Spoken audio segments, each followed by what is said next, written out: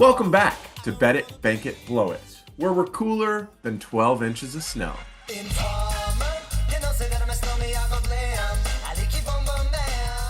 I'm Jamie G, a proud member of the Bills Mafia, with the broken tables to prove it. I'm back with Magnum to talk about our favorite bets and wagers for the divisional round games on Sunday. Woo!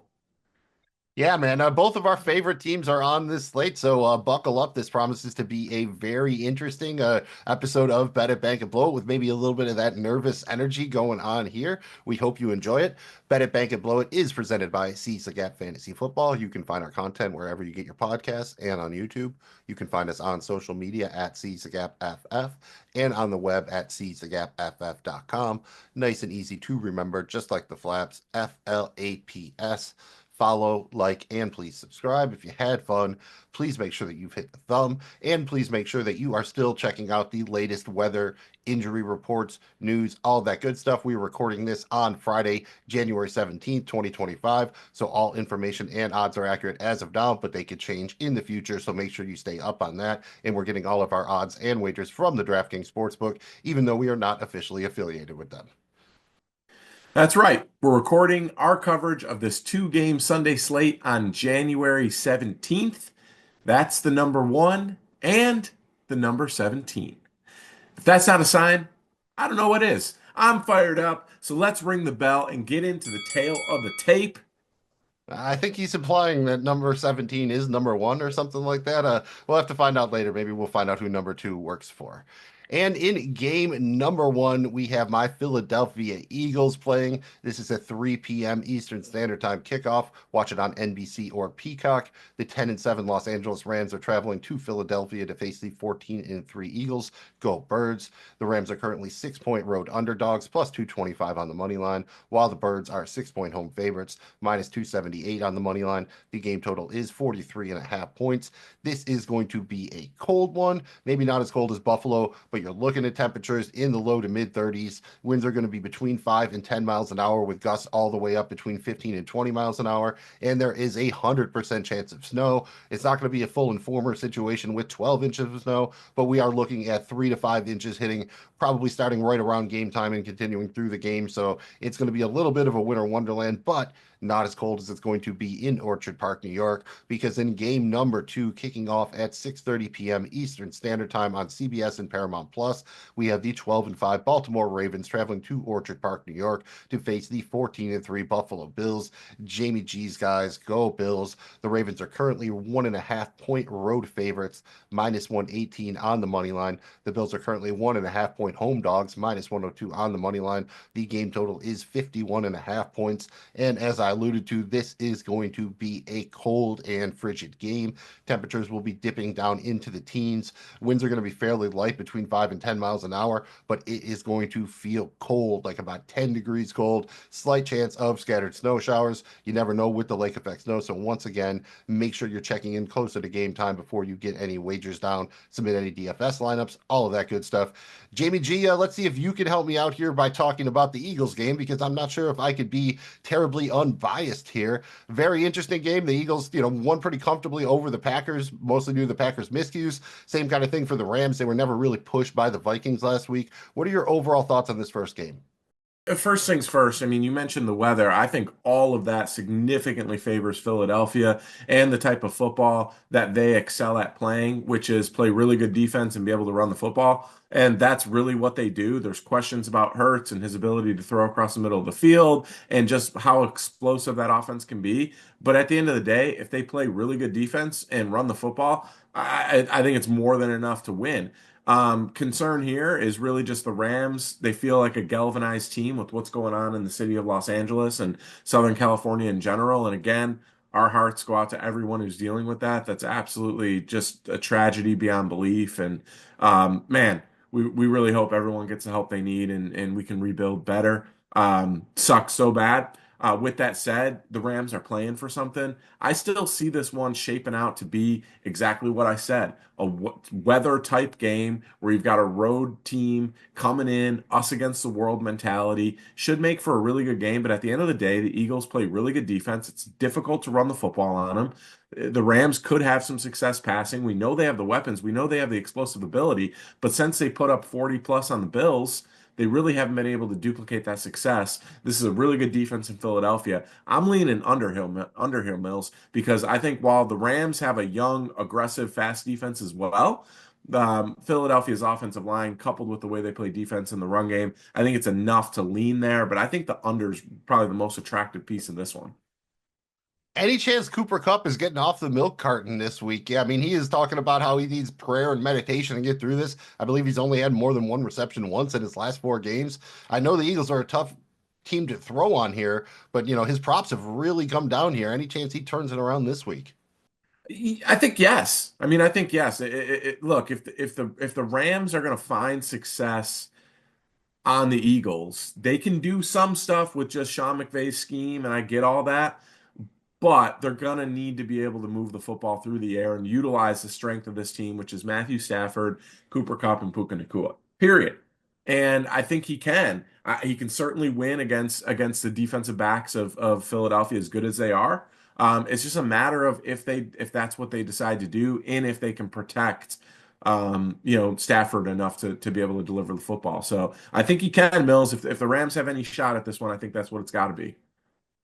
Do you think there's any chance the Rams can come close to replicating the success they had with their pass rush last week? The Eagles do have one of the better lines. Hurts has some escapability, but we've seen him also take some bad sacks in almost every game this season. Do you think the Rams can at least get, three sacks this week? I don't think you can get nine, but they can get somewhere in that 2 to 4 range at least to put the Eagles offense in a few disadvantaged situations? They can. It depends on the snow in this one. If it's slippery type conditions, I think that benefits the offensive line. You've got a big, strong offensive line that's been together for a while. They're really good, but that pass rush, the front seven, if you will, of the Rams, I think is young and ferocious.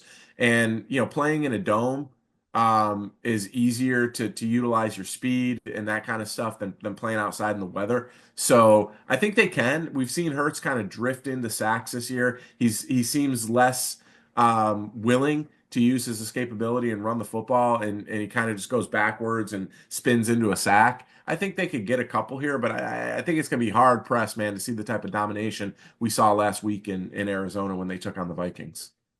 It's the universe balancing itself out. We have a running back who can hurdle people backwards, so then we have a quarterback now spinning backwards into sacks just to bring the yin and yang back into alignment there. So I don't know if I'm a big fan of that.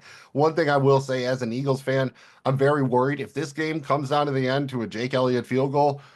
I am going to be watching with my breath held. Put it that it's not. He has had a pretty bad season here. Historically, he's been pretty good. Sometimes the kickers have the off year. This has been it for him. There could be some wins going on here, so I am very worried about the kicker in this one. So just something to keep an eye on. Jamie G, I know you have to be pretty, nervous about the Bills game. Let's just say what it is. And, you're a home dog for a reason. The Ravens are a very good team. What are your overall thoughts on this one? Do you think that this can turn into a shootout? Does this maybe wind up being a lower scoring affair than we think? How do you think this one's going down? Well, this one's really interesting, Mills, because I think a shootout probably benefits the Bills a little bit if they can continue to if they can find success offensively and put the pressure on the Ravens to not play the type of game the Ravens want to play, which is just, time-consuming drives, running the football, and getting a lead and kind of keeping it, right? If they can change the narrative to like, hey, well, we're going to get the lead and try to keep it and force the Ravens to do that, I think it can benefit them. Depends on the weather. We haven't seen this will be 20 degrees or I think 24 degrees colder than any game Lamar Jackson has ever played in his entire career. Not that does anything, but it is a thing. The loss of not having Zay Flowers, I know it didn't really show up last week against the Steelers, and maybe it doesn't this week, but I think it changes their ability to do some things down the field in the passing game. So I think it has the potential. This is a weird one where it could go either way. The Bills got beat when they went to Baltimore in week 3. We talked about it. We know it. It's going to be a different defense this time. We'll see if they still get beat. They very well could. But this time they're going to have Matt Milano, they're going to have Terrell Bernard, they're going to have Teron Johnson, they're going to have Taylor Rapp, and they're going to have Khalil Shakir, not, hopefully not getting hurt in that game. And Josh Allen won't be, a week removed from breaking his hand. And now Amari Cooper comes in the mix. So hopefully that's enough to change the narrative here. We'll see. I think this game has the ability to be, 28 to 21, or the ability to be 35 to 20, to 30 or something. So I think it could be a shootout, but I also think it could be one of those games where, maybe the weather does influence a little bit. There's something to be said about when it's that cold. The football is different. The ground is different. The way you move is different. So we'll see. We'll see who that benefits more. Yeah, there's cold, and then there is cold, like your eyes freeze shut cold. It gets really, really cold when you start getting into the single digits there. So definitely something to keep an eye on. I think both teams are going to need to find players on offense that step up outside of their main contributors. Outside of Derrick Henry and James Cook. Outside of Shakir and Mark Andrews. You need somebody else out there, I think, to make an impact for both teams. Maybe that's what it comes down to. I will say the Bills have been pretty good this year when they've gotten punched in the mouth early. I mean, right from the first game of the year when Arizona came out there. But this is probably not a game where they want to mess around too much with that falling behind. We saw the Ravens do that to the Steelers last week. They got up, went on like an 18 play drive, ran it every time, just ran it down their throat, destroyed the clock. So I think it's important for the Bills to try to kind of maintain control of the narrative and the game flow there, and maybe try to play a little bit of bully ball of their own. I'm not going to make you go too much deeper into that. I know you could probably break this down a million ways, and I'm sure you already have in your head. So let's have you focus on something else, maybe like your favorite wagers. Jamie G, I know you're probably not going to have a ton of action on these, but very curious to see what your favorite wagers are for this one. You did decent in the wild card round in these. You were up about 90 cricket coins. And if you're watching for the first time, you should know that cricket coins are the preferred currency of Bet It, Bank, and Blow It. All of our wagers are in cricket coins, our favorite currency in cricket we trust. So you did pretty good on those. Curious to see how you're going to keep it going here. I mean, you called the Houston money line last week. I don't know if it would be as big of a stab to go ahead and take the Bills to win this week, but I guess you could be taking the Rams on the money line. Hopefully, you're not that bold when it comes to my Eagles. What are your favorite wagers for the Sunday games of the divisional round? I'm not gonna lie. This week was really tough, Mills, and part of that is my own superstitions, and you should never bet with emotion or superstition. So make that number one. Do as I say, not as I do, kind of thing here. But I think I found a couple angles that I'm comfortable in, and I'm gonna ride with them. And I think that's just the story in my head of how I think these games can go. So first off here, Mills, I just have two. I narrowed it down to my top two bets for my favorite wagers. First game, I'm going to put 100 cricket coins on the Rams and Philadelphia first half under 21 and a half total points. It's minus 110. 100 cricket coins there to take back 191. Again, I like the under in this game. I like the Rams struggling to move the football and figure out a way to attack this defense of Philadelphia, which I think might come in the second half. I think adjusting to the weather, adjusting to the environment in Philadelphia, which is not an easy place to play. All that coupled with Philadelphia hasn't been as explosive of a team in the first quarter or first half. I think Philly's averaged 12.3 first half points per game this season, and that was 14th in overall in the NFL. The Rams were even worse. They've averaged only 9.4 in the first half, putting them at 23rd in the NFL. So we're kind of right there on the number. I think if some drives stall, takes a while to kind of figure out how to attack each other, that hits. Both teams, they're even worse in the first quarter, but the first quarter total was only 7.5 with the juice on the under. So first half here felt like the better play for me. I'm going to lean into this one being a low scoring affair. And the defense is really kind of shining in this one. I'm also going to put 100 cricket coins on the second game, Mills, on Baltimore at Buffalo over 51 and a half total points. I get it. It's a big number, but I think the best way that leads to a Bills victory in my mind is the over.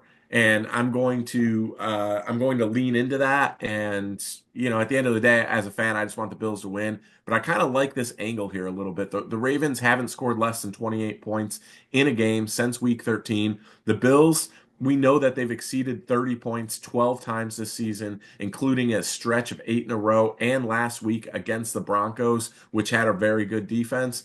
Even if it's super cold, I mean, cold as hell, which it likely is going to be, it's not that difficult to see a ton of points being scored in this one. You got two really good offenses that have been explosive all year.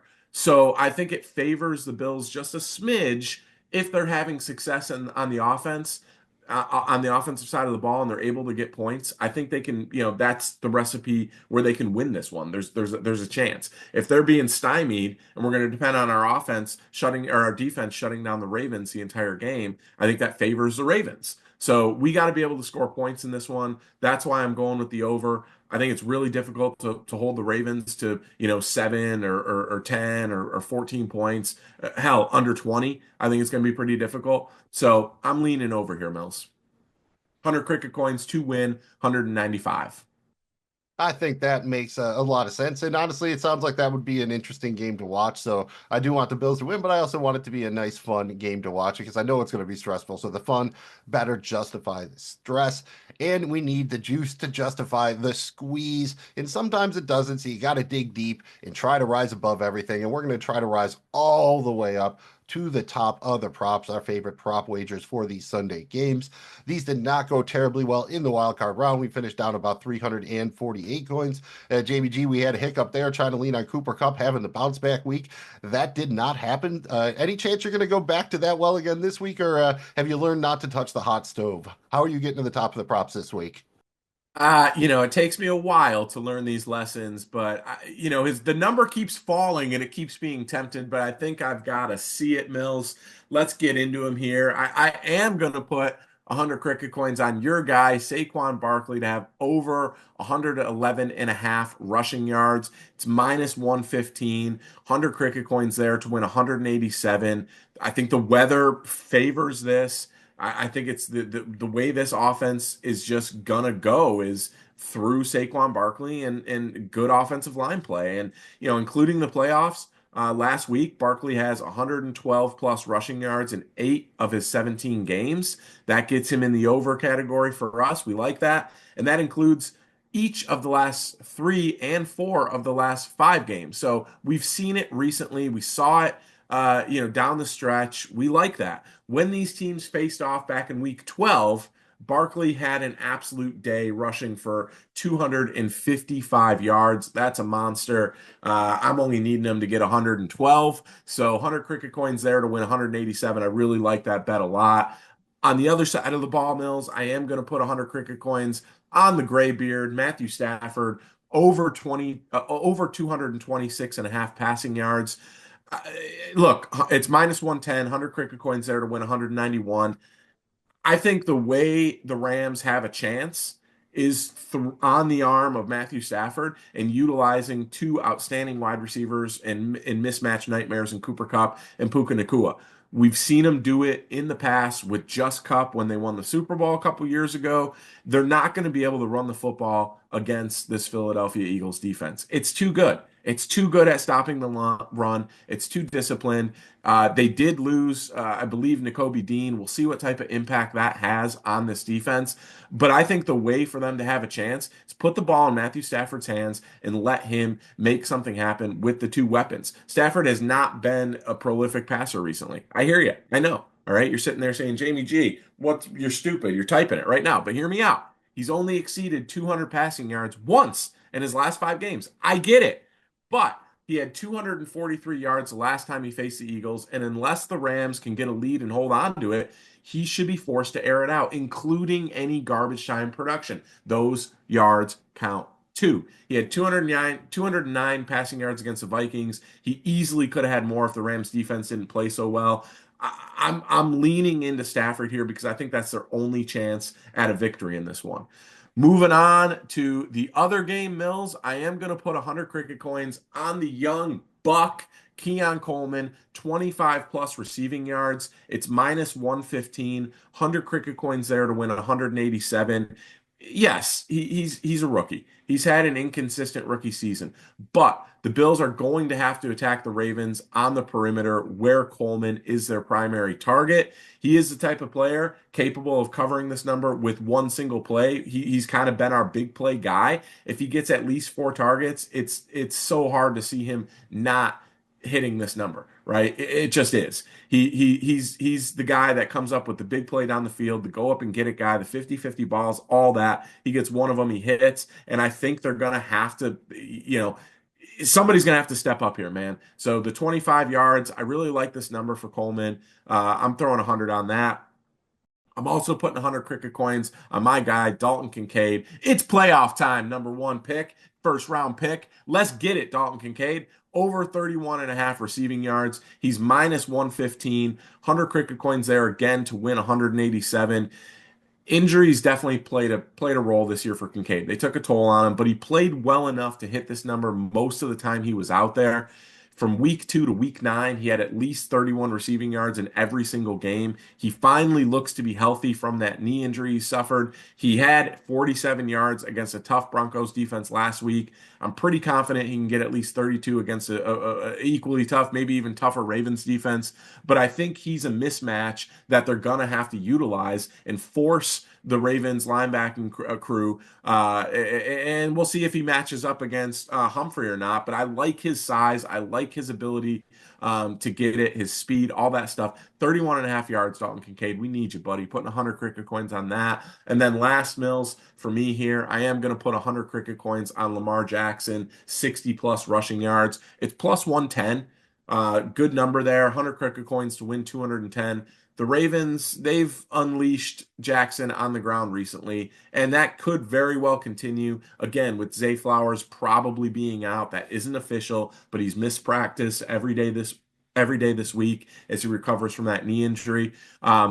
Jackson's had at least 63 rushing yards in each of his last 3 games, and he's had at least 60 in 5 of his last 6 games. He had 15 rushing attempts against the Steelers, 15 in the wild card round. If he gets 10 plus carries this week, I think it's going to be super hard to limit him to that he doesn't hit 60 plus yards and keep him under that. He has had success rushing the football against the Bills before. Depends on how they play the Ravens and if they really sell out to try to limit Henry. It's going to be really difficult to limit them both. I could see him utilizing that and trying to make a play like that, especially if the big plays down the field don't come. So I hate it. I don't want him to have one single yard, but at plus 110, I felt like this is a pretty good bet.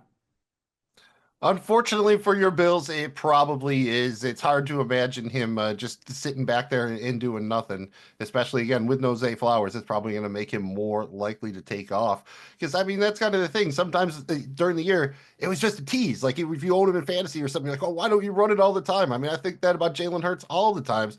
And Jamie G, you seem like the kind of guy, you know my tease. It's just sometimes you keep showing it and showing it and showing it, and eventually you have to deliver. What are your favorite teasers for the Sunday games of the divisional round? Yeah, got a couple of teasers here, baby. You know my tease. First up, I got a two-leg 6-point teaser. It's minus 120 when you combine them. I'm going to tease Philadelphia all the way down to even plus 0 here against the Rams.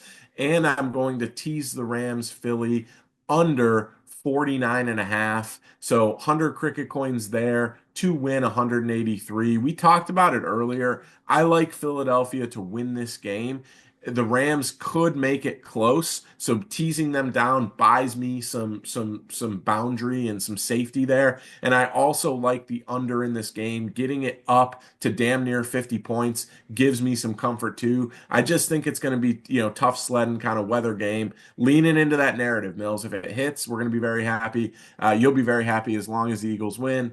100 cricket coins to win 183. For the night game, buddy, I've got another two-legger 6-point teaser here. It's also minus 120. I am going to tease Buffalo up to plus 7.5 against Baltimore. And I'm going to tease the Baltimore Buffalo point total points scored to over 45 and a half. So tease that number down, tease Buffalo up, and I get Buffalo at plus 7.5 and the over now at 45.5. Really like that. 100 cricket coins there to win 183. Look, I think the Bills can win this game, and you gotta believe, man, as a Bills fan, and I always will. I don't give a shit what the odds are. I'm gonna believe that they can win it. But I think they put up a fight here, man. Even if the Bills don't win, it's hard for me to envision them getting blow out. You look at you, yes, the Ravens blew them out in week 3. Okay. That was the one anomaly this season. Their other two losses, 3 points at a last second field goal in Houston, and 3 points, or I'm sorry, 2 points in a last second shootout against the Rams. They just that Baltimore game was the first time in 3 seasons they've been beat by more than 6 points. It just doesn't happen that often against this team. And I don't know that it's going to happen twice in one season. So I'm going to ride that narrative here, Mills. I like the plus 7.5. Again, we talked about the reasons for the over. We got that down to 45.5 here. That feels really good. So 100 cricket coins there to win 183. That's how you dance around actually taking the Bills money line instead of taking them plus 7.5. There's a reason if you look in his high school yearbook, he was the biggest tease. You know my tease. All right, Mills, I've teased everybody so much that we need a doctor, baby. Specifically, Dr. Toboggan, Mantis Toboggan, because not only does he have a wad of hundreds and a Magnum in his wallet, but he's also got our lottery ticket long shots. Mills, what is Dr. Toboggan prescribing for us for the divisional round? Well, it was going to be some Mike and Vikes, but Archer stole all of those. So we are down to just the lottery tickets. In the first game, I am going to put 100 cricket coins on AJ Brown to be a 2+ anytime touchdown scorer. This is plus 1100, so 100 coins will bring you back 1200. He's the best receiving threat on the Eagles. He scored touchdowns in each of his last 3 games. You always have that worry there. If they get in close, it's going to be Saquon or it's going to be Jalen Hurts with the tush push. But if they are somewhere between like the 25-yard line and the 2-yard line, that is where AJ Brown eats. I'm hoping he gets a couple of shots in there. If that's the case, he could very easily get this 2 touchdown game. That's a nice big number. That'll put you pretty much in the green for the rest of the weekend, unless you are playing some heavy volume. In the other game, I'm going to put 100 cricket coins on Jamie G's guy, Keon Coleman, to have a breakout here, 80 plus receiving yards. That is also plus 1100, so 100 coins to bring back 1200.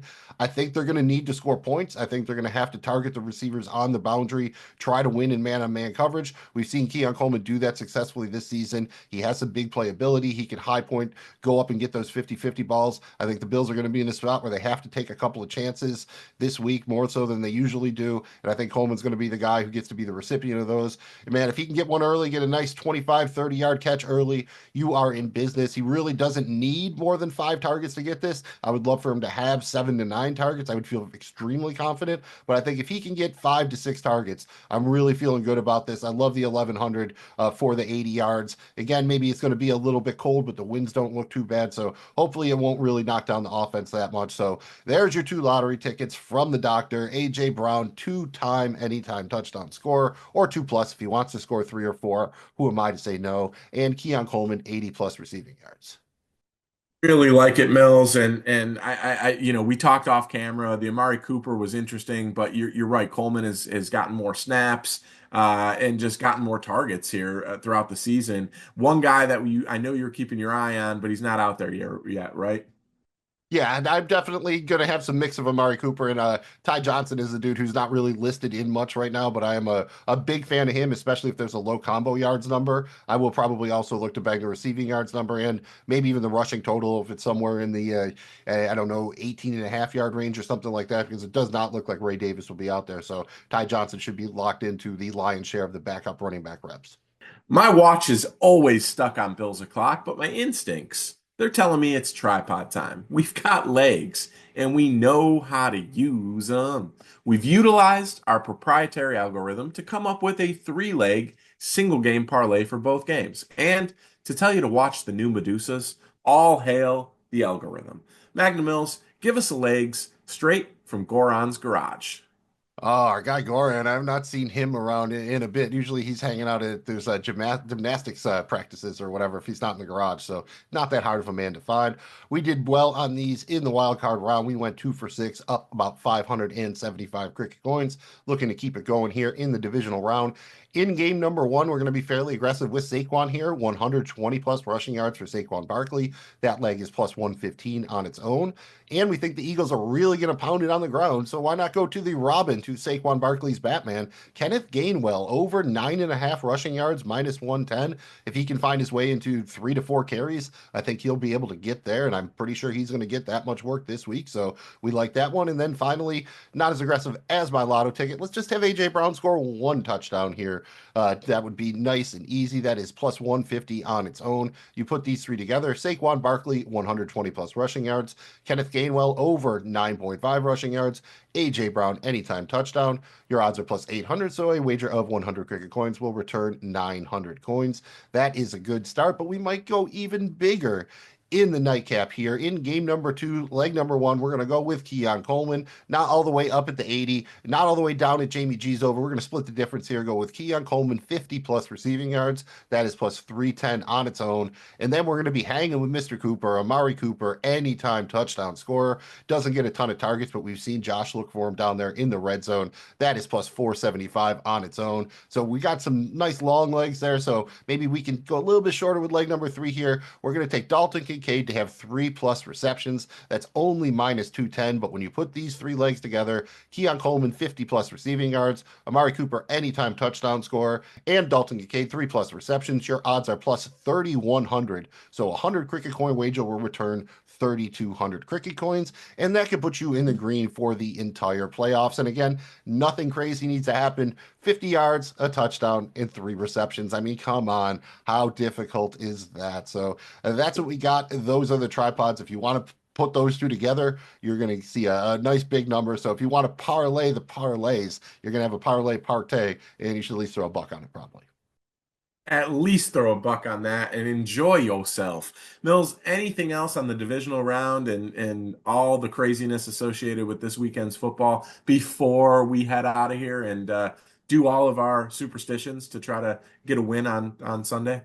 This isn't really wagering related, but let me ask you this. If the Texans pull off the upset on Saturday, does that make you more or less nervous about the Bills game? Uh, it, it, it, it, it's You hard haven't to even say. It thought makes about me this want to. yet.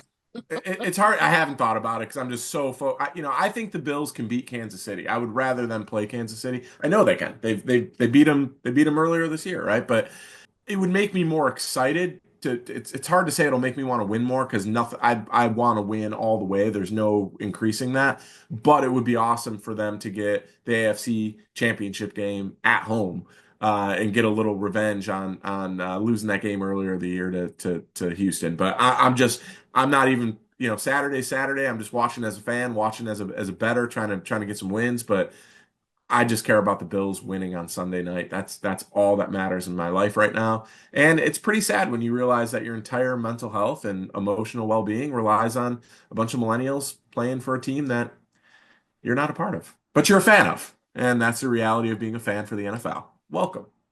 Yeah, the NFL owners are in that club that George Carlin talked about, and we are not members of that. But that's just the one thing, man. If they did pull them off, it's like we were talking about the ice cream with the two scoops and with the dip and the sprinkles, because not only do you miss KC, you get the championship game at home. So, I mean, Yeah. Baltimore is the exact same thing. So, if you think the stakes are high now, I think it just raises the stakes even higher then, as crazy as that seems, because now you don't have to face Mahomes, who's, say whatever you want about him. He's been great in the playoffs. He's been nails in his career, and you get to have the game at home. I mean, I can't. That would be just. It almost feels like it has to happen now, just for the narrative too. It almost makes much more sense. I don't know if I can talk myself into going back and taking the Houston money line or something like that, but now from a narrative standpoint, I think that would be interesting at least. So there's something else. That's and again, the Chiefs won theirs too. So and whatever. They don't need to win this one. They've won enough.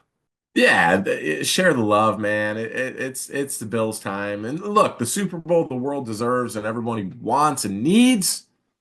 Bills Lions, right? So I don't care. I just want to see the Bills get in there. No offense, Mills. You've had a couple Super Bowls or at least one. I thought it was Bills 49ers. I mean, Chris Berman has been picking that since like 1988. Yeah.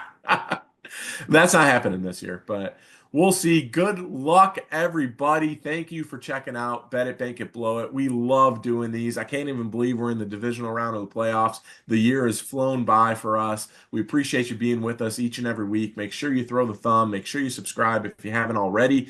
And share the video. We've got a community brewing here of folks that love NFL football, love talking about ways and angles to bet on it responsibly and trying to take some money back from the book. Good luck this weekend. We love you guys. We hope your team wins if you're still alive and you're rooting for somebody. And most importantly, we hope you make some money. Mills will let you know where you can find all of our stuff. We'd appreciate hearing how you're approaching the Sunday slate. Two really great games. If you got a play that we didn't mention, we didn't like, let us know. If you're following something we're doing and you like it, let us know too. Mills will let you know where you can find all of our stuff. Good luck. We'll see you on the flip side.